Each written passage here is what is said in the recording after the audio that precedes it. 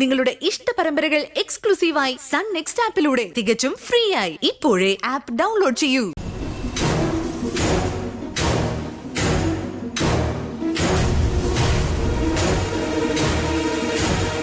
എനിക്ക് വേണ്ടി നീ വഴക്കിടാനൊന്നും പോകണ്ട. ഈ കല്യാണം മുടങ്ങിയപ്പോ ഗോപാൽജി മരിച്ചു. ഇപ്പൊ ഞാൻ വെറും ഗോപാലന. എന്റെ മോൻ പോലും എന്നെ ചതിച്ചു. നീ എന്തിനാ എനിക്ക് വേണ്ടി തല്ലുണ്ടാകുന്നു? ഞാൻ നിന്റെ ആര? ഗോപാൽജി അങ്ങനെ പറയരുത്. ഗോപാൽജിക്ക് എന്റെ മനസ്സിൽ ദൈവത്തിന്റെ സ്ഥാനം. ഗോപാൽജി ഇങ്ങനെ തോറ്റു നിൽക്കുന്നത് എനിക്ക് കണ്ടു നിൽക്കാൻ കഴിയില്ല. എന്റെ അച്ഛൻ ജീവനോടുണ്ടായിരുന്നെങ്കിൽ ഒരിക്കലും ഗോപാൽജിയെ തോൽക്കാൻ സമ്മതിക്കില്ലായിരുന്നു. അതുകൊണ്ട് അച്ഛന്റെ അനുവാദം മനസ്സുകൊണ്ട് ചോദിച്ച് ഞാനൊരു തീരുമാനമെടുത്തു. ഗോപാൽജിയുടെ മാനം രക്ഷിക്കാൻ എന്തും ചെയ്യാൻ ഞാൻ തയ്യാറാണ്. അപ്പോ നീ ഞാൻ പറയുന്ന പോലെ ചെയ്യുവോ? ഗോപാൽജി ജയിക്കാൻ അതാണ് ഞാൻ ചെയ്യേണ്ടെങ്കിൽ അത് ഞാൻ ചെയ്തിരിക്കും. മതിയടാ, എനിക്കത് മതി.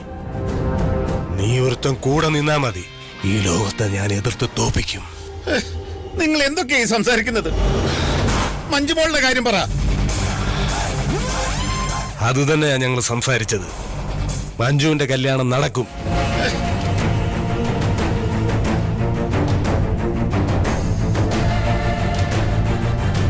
അത് തീരുമാനിച്ച മുഹൂർത്തത്തിൽ തന്നെ. അതെങ്ങനെ? സഞ്ജയ് തിരിച്ചു വരുവോ? സഞ്ജയ് അങ്ങനൊരു മകൻ എനിക്കില്ല.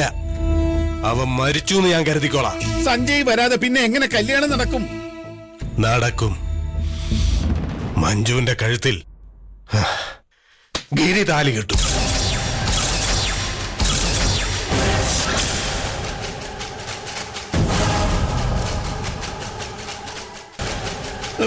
ഗിരിയോ? എന്താ? ഇവനും എനിക്ക് മകനെ പോലെ തന്നെയാ. ഇവന്റെ പേര് പറഞ്ഞല്ലേ മഞ്ജുവിന്റെ കല്യാണം 2 തവണ മുടങ്ങിയിട്ടുള്ളത്. അപ്പൊ ഇവൻ തന്നെ മഞ്ജുവിന് വിവാഹം കഴിച്ച പ്രശ്നം തീർന്നില്ലേ?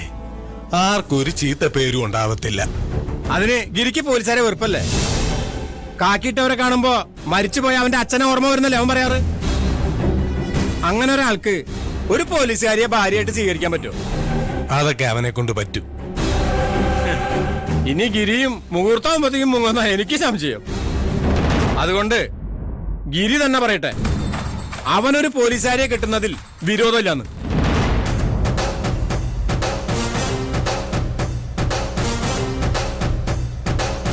മോനെ, ഇവര് പറയുന്നതിൽ കാര്യമുണ്ട്.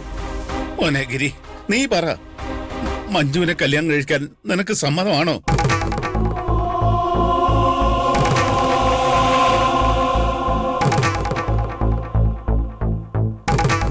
ഗോപാൽജി പറയുന്നതിനപ്പുറം ഞാൻ നിൽക്കില്ല. അദ്ദേഹം എന്ത് തീരുമാനമെടുത്താലും ഞാൻ അനുസരിക്കും.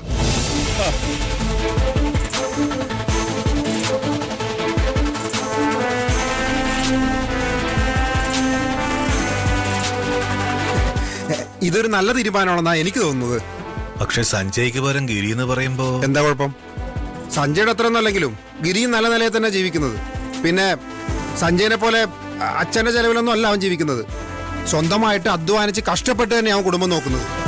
പിന്നെ അവന് കുടുംബത്തോട് സ്നേഹമുണ്ട്. അല്ലാതെ സ്വന്തക്കാരെ ഇങ്ങനെ പെരുവഴി കൂടെ നിർത്തില്ല.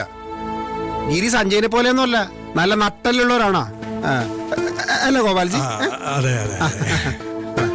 പിന്നെ ഗിരി മഞ്ജുവിന് സഞ്ജയേക്കാളും നല്ല ഭർത്താവായിരിക്കും. പ്രശ്നം പരിഹരിച്ചില്ലേ? എല്ലാ കാര്യങ്ങളും നിങ്ങൾ ഒറ്റയ്ക്കങ്ങ് തീരുമാനിച്ചാൽ മതിയോ? ഗിരിയേട്ട സമ്മതിച്ചാൽ മാത്രം മതിയോ? എന്റെ ചേച്ചിയുടെ അഭിപ്രായം അറിയണ്ടേ? അത് ശരിയാ. സന്തോഷത്തിൽ ഞാനതങ്ങ് മറന്നു.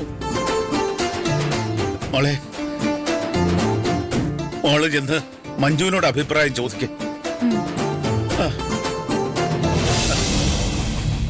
നീ വന്നേ.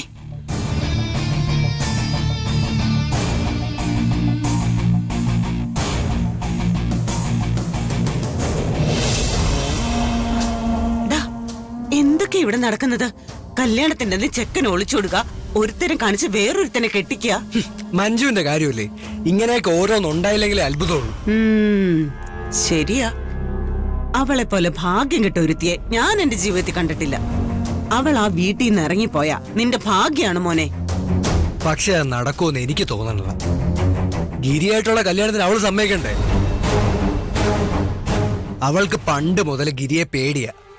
അവളെ സംബന്ധിച്ചിടത്തോളം ഗിരി വെറും ഒരു ഗുണ്ടയാ. അവൾ ഈ കല്യാണത്തിന് ഒരിക്കലും സമ്മതിക്കില്ല.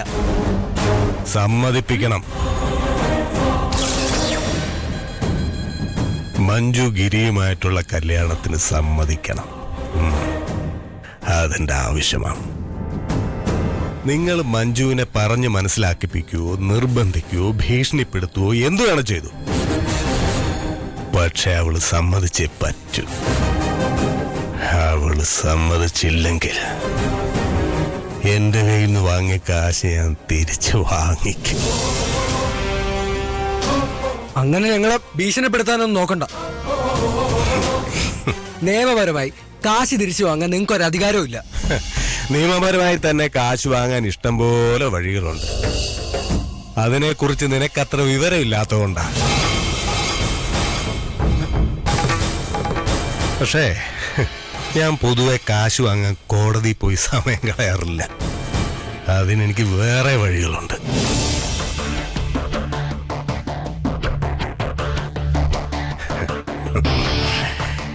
നിന്നോടുള്ള സ്നേഹം കാരണം ഞാൻ പറയുക, എന്നെ കൊണ്ട് ആ വഴി തെരഞ്ഞെടുപ്പിക്കരുത്. നീ അത് താങ്ങില്ല. ഞങ്ങൾ മഞ്ജുവിനോട് സംസാരിക്കാം. അവളുടെ മനസ്സ് മാറ്റാൻ പരമാവധി ശ്രമിക്കാം. അത് പോരെ? പോരെ മോനെ, ഇതെന്റെ അഭിമാനത്തിന്റെ പ്രശ്നമാണ്. ഈ കല്യാണം നടന്നേ പറ്റൂ. ഇല്ലെങ്കിൽ നിന്റെയൊക്കെ അവസാനം എന്റെ കൈ കൊണ്ടായിരിക്കും.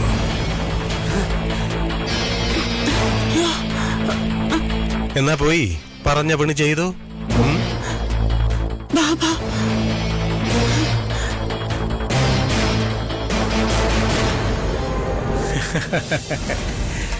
ഗോപാൽജിയുടെ പ്ലാൻ കലക്കി. എന്തായിരുന്നു അഭിനയം? താനും അത്ര മോശമൊന്നും അല്ലായിരുന്നു. എന്തായാലും അവനെ കൊണ്ട് തന്നെ കല്യാണത്തിന് സമ്മതമാണെന്ന് പറയിപ്പിച്ചത് നന്നായി. എനിക്കൊരു വാക്കേ ഉള്ളൂ, ഇനി അവൻ പിന്മാറില്ല. ഞാനും വിചാരിച്ചിരുന്നു ഗോപാൽജി ഒരിക്കലും സഞ്ജയനെ കൊണ്ട് മഞ്ജുവിനെ കെട്ടിക്കില്ലെന്ന്.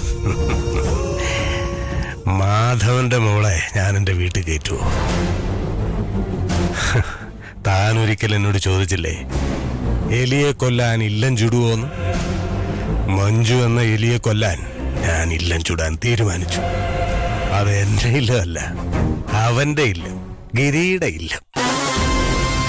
മഞ്ജുവിനെ ഗിരിയുടെ തലയിൽ കെട്ടിവെക്കണം. ഓ,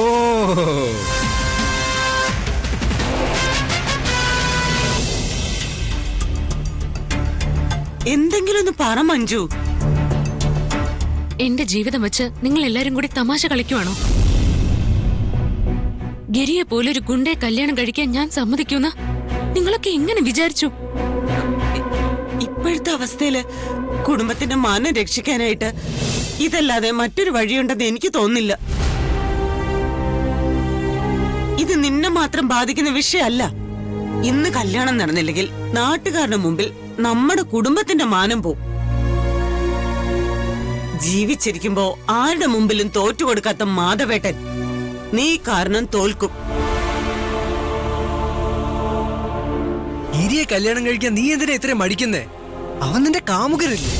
മര്യാദയ്ക്ക് സംസാരിച്ചോണം. നീ കൂടുതൽ ഷോ കാണിക്കല്ലേ മോളെ.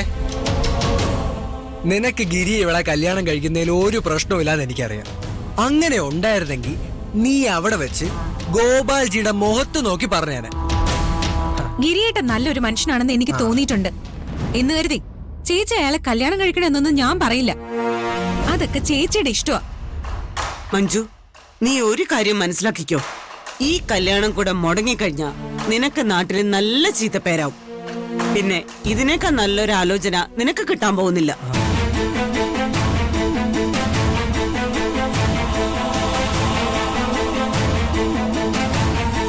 പിന്നെ ഇതിനേക്കാൾ നല്ലൊരു ആലോചന നിനക്ക് കിട്ടാൻ പോകുന്നില്ല.